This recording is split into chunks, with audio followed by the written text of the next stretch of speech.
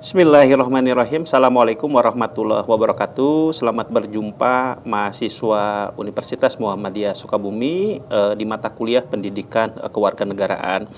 Dalam kesempatan ini, izinkan saya menyampaikan kaitan dengan penjelasan rencana perkuliahan Pendidikan Kewarganegaraan di semester 2 ini. Secara teknis, kita akan melakukan proyek. Jadi pertemuan pertama sampai dengan pertemuan ketujuh nanti kita belajar tentang teori. Di pertemuan pertama dosen menyampaikan kaitan dengan rencana perkuliahan yang akan dilaksanakan selama 1 semester. Kemudian pada pertemuan kedua dosen menyampaikan materi kaitan dengan identitas nasional. Kemudian pertemuan ketiga sampai dengan pertemuan ketujuh kita akan ada diskusi kelompok sehingga mahasiswa dari jumlah yang ada dibuat 5 kelompok. Dari 5 kelompok itu nanti mengkaji materi yang disampaikan oleh dosen.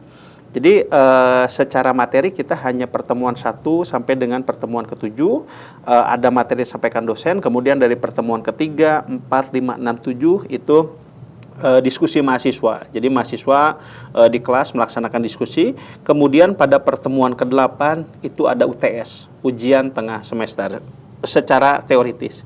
Kemudian pada pertemuan ke-9 sampai dengan pertemuan ke-16 kita akan melaksanakan proyek. Jadi dalam pelaksanaan proyek ini disusun dulu pada pertemuan ke-9 nanti mahasiswa menyusun proposal proyek. Jadi setiap kelompok yang tadi mahasiswa nanti akan dibagi 3 sampai 5 orang untuk membuat proposal proyek. Kemudian pertemuan ke-10, pertemuan ke-11, pertemuan ke-12, ke-13 sampai ke-14, kurang lebih ada 5, mahasiswa melaksanakan proyek di lapangan.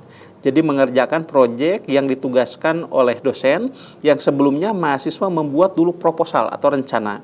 Kemudian pada pertemuan ke-15 itu mahasiswa membuat laporan. Jadi 1 minggu mahasiswa membuat laporan proyek dan pada pertemuan ke-16 adalah diseminasi hasil atau menyampaikan hasil dari proyek dalam bentuk laporan atau dalam bentuk PPT.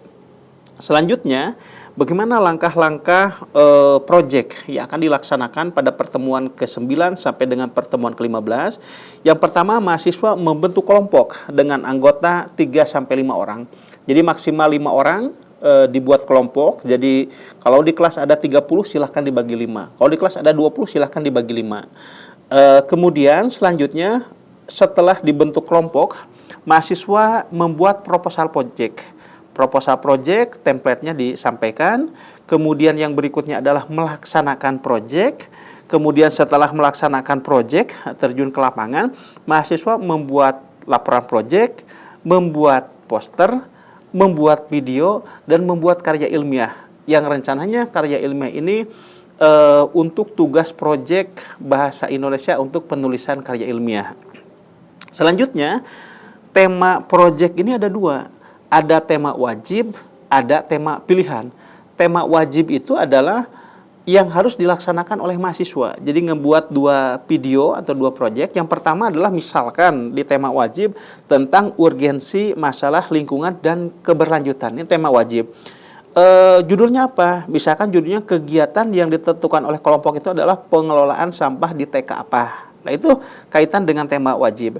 Pelaksanaannya itu adalah pengelolaan sampah. Kemudian tema pilihan misalkan intoleransi warga Muhammadiyah, pemberantasan korupsi di lingkungan kampus, mengatasi perundungan dan kekerasan seksual di lingkungan kampus.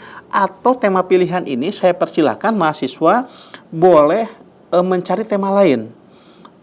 Misalkan tentang hoax, misalkan tentang kekerasan dan seterusnya, itu dipersilahkan.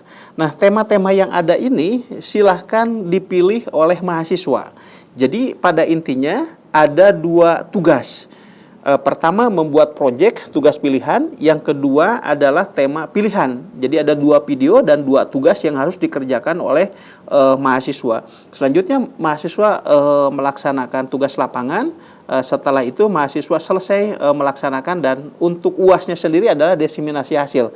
Jadi presentasi nanti tugas akhirnya. Itu saja barangkali yang dapat Bapak sampaikan. Lebih kurangnya minta maaf. Assalamualaikum warahmatullahi wabarakatuh.